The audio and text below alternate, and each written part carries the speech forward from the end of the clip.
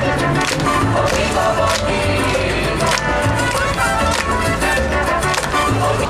asmeniškai pamatytum bale, tai tikrai nėra svarbu.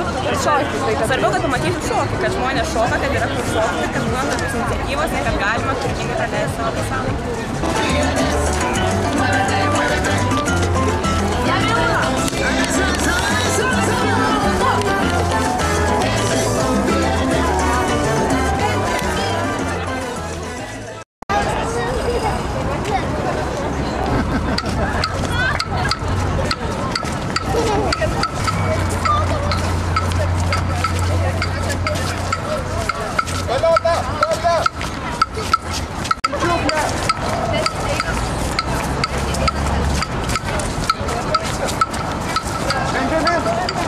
Galit pasakyti, ką jums reiškia šokis gyvenimas?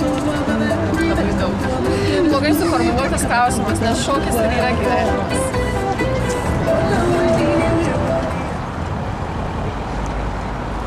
Taigi, tokios tos šokių selektyvės. Vieną minutę žmonės šoka, linksminasi, kitą minutę lyg niekur nieko.